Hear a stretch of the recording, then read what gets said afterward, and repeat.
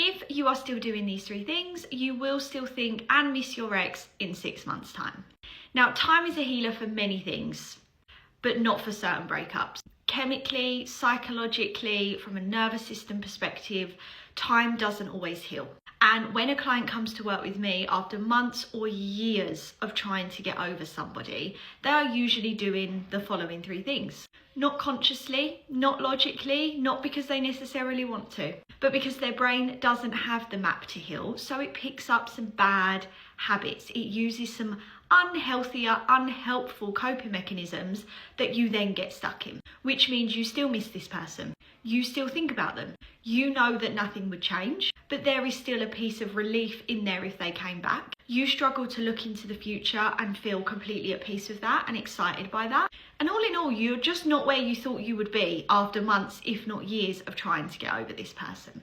So number 1, you are still fantasizing, you still have this person on a pedestal, you are still wearing the rose-tinted glasses. Now, it's not about villainizing anybody. They could well have been a good person, and sometimes that feels harder when no one has done something horrific, but you still need to get over them anyway. But the reality is there are facts to this relationship that I can guarantee you can't stick to, because you do go into fluffy land, is what I call it, where you put this person on a pedestal, where you put the rose-tinted glasses on, where you fantasize about what it could have been, if only, what if, all of those thoughts. And they give you momentary relief, and that's why you keep visiting them, consciously or subconsciously. When the brain is struggling with grief and when it doesn't know how to actually fundamentally move you through the stages of grief and detachment, it's trying to find relief in any which way it can. When it can't get it from this person, it's going to get it from fantasizing about this person.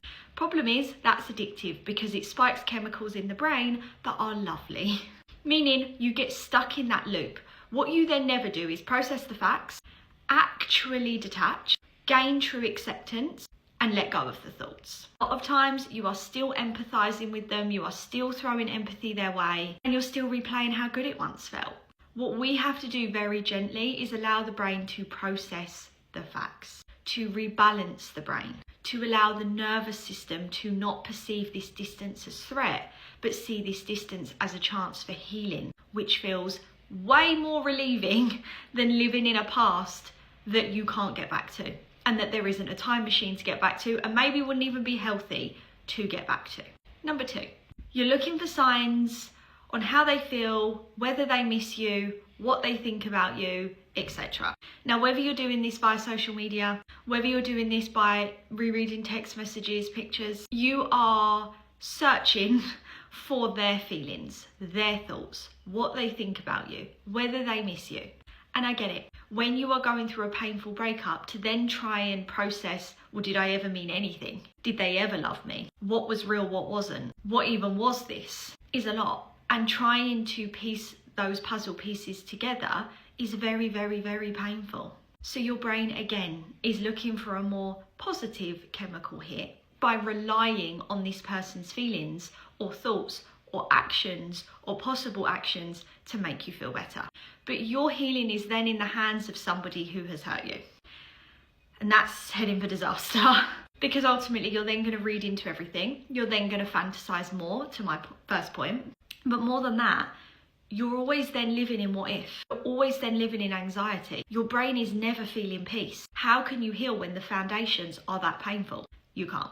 And this is what keeps so many people stuck when they work with me. One of the first things I will notice, and they never admit this to anyone else because they often feel so much shame about it, is that they are still looking for validation via a person that they no longer have. And we have to fix that. Number 3, hoping time will be a healer. Now, if I had £1 for every client that has said, I've gone to traditional therapy, I've journaled, I've gone to the gym, I've started new hobbies, I've focused on work, I've done all the right things. And I'm not saying these things are bad and to stop doing them. But what I am saying is this takes a little more than the generic tin canned advice, ultimately. This is a psychological process. You wouldn't expect yourself to go through any physical injury and just hope that with no doctor seeing it, with no healing support, with no pain relief, it's just going to get better. It's probably not. And your brain really is no different. When you are 6 months, 12 months, 4 years, 10 years down the line and you are not healing from this and you still don't have a plan to heal from this, as cheesy as it is, nothing changes if nothing changes. So at some point we need to look at what is working, what isn't working, and fill those gaps.